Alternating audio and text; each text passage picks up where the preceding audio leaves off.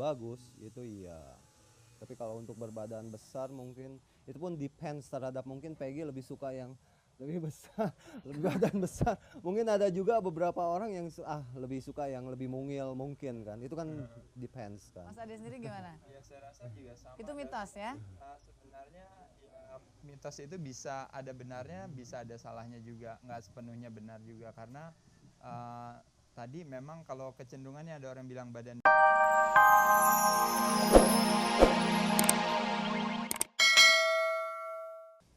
Ya itu kalau dalam kehidupan seks juga itu hampir sama saja saya pikir ya, sama-sama. Artinya kalau kehidupan seksnya sempurna pasti Iya. pria akan lebih merasa percaya diri gitu Iya, kali dalam ya. arti sempurna ya mungkin dalam bisa melakukan dengan normal ya saya pikir itu. Kalau Mas Ade sendiri, hal-hal apa yang bisa bikin Mas Ade merasa bahagia atau percaya dirinya timbul? Saya rasa sih sebenarnya prestasi dalam bidang apapun ya, apakah mungkin tadi prestasi dalam berkeluarga, dalam hubungan keluarga, dalam hubungan suami istri, dalam hubungan pasangan dan sebagainya, termasuk juga prestasi dalam karir kita, dalam pekerjaan ya, mungkin Peggy di dunia sinetron, di dunia entertainment, atau mungkin kami di dunia olahraga, itu tentu akan meningkatkan keyakinan diri lebih baik. Tapi saya rasa itu adalah satu hal yang sangat wajar lah pasti. Kalau kita mencapai satu achievement yang baik, biasanya keyakinan Diri akan jadi lebih baik ya. kita juga lebih optimis. By the way, kalau olahraga, misalkan yang membuat badan menjadi besar atau yang tadi katanya membuat badan jadi sehat, sebetulnya ada nggak sih kemungkinannya juga membuat libido justru menjadi menurun misalnya? Oh iya, sebenarnya ya. Mas Ade maaf banget, maaf. Saya diperingatkan untuk Oke, sebentar ya. Pemirsa kalau ingin ikut ngobrol dengan kami, Anda bisa hubungi kami seperti biasa di 3914601 atau 3914603. Tapi sekarang kasih kesempatan Mas Ade dulu untuk meneruskan jawabannya ya. Gimana Mas? Ini diulang lagi jawabannya. Ya mungkin nggak kalau pola Oke. orang yang berolahraga, badannya sehat, kuat dan besar, tapi justru libidonya jadi turun. Oke, ya. Jadi kalau menurut saya memang itu bisa terjadi. Tapi kalau ibaratnya seperti tadi konsepnya daripada hormon yang diproduksi dalam tubuh kita, seharusnya dua-duanya berjalan beriringan ya. Dalam arti kalau fungsi dalam tubuh kita bisa optimal secara keseluruhan, maka performa seksual juga akan otomatis juga akan baik. Kalau seandainya apa yang dikatakan tadi itu bisa terjadi apabila orang memprioritaskan salah satunya.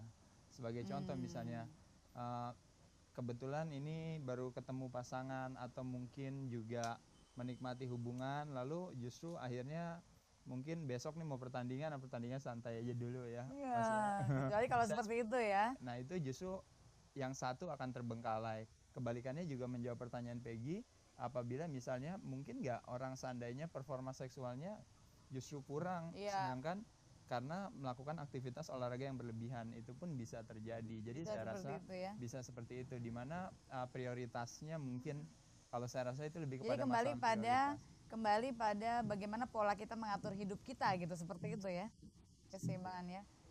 Jadi ini Mas Ade, Bang Lamting, mitos yang tadi kita bicarakan tentang pria berbadan besar, tinggi dan besar gitu, libidonya juga tinggi dan besar, itu gimana menurut bapak-bapak kita ini? Kalau menurut saya itu tidak hanya mitos saja ya. Tapi kalau yang orang yang sehat mungkin libido lebih bagus itu iya.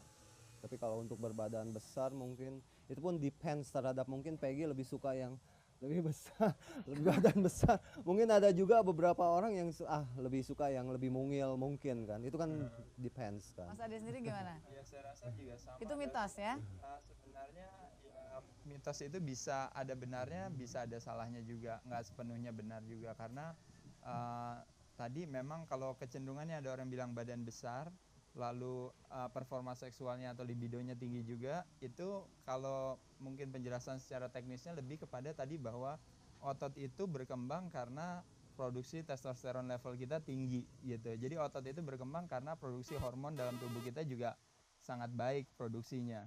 Nah kalau produksinya baik biasanya tentu performa dalam seksualnya juga akan optimal. Jadi mitos itu bisa sejalan. Iya, aku angkat telepon sebentar ya. Silahkan. Halo. Halo. Halo. Ya mati, takut ya prianya besar-besar di sini. Oke, dilanjutkan tadi mungkin masih Iya. ada yang mau diterangkan lagi. Ya mungkin saya rasa itu aja sih. Seperti itu. Jadi bisa dikatakan setuju seperti itu, tapi bisa juga seperti yang dikatakan Mas Namting adalah bahwa uh, tidak selamanya seperti itu juga. Orang yang mungkin tidak berbadan besar, Mas, Mas Aam, badannya tidak besar. tapi kalau kondisinya sehat, cukup olahraga. Saya bisa oke. Ya, aku angkat telepon dulu ya. Halo.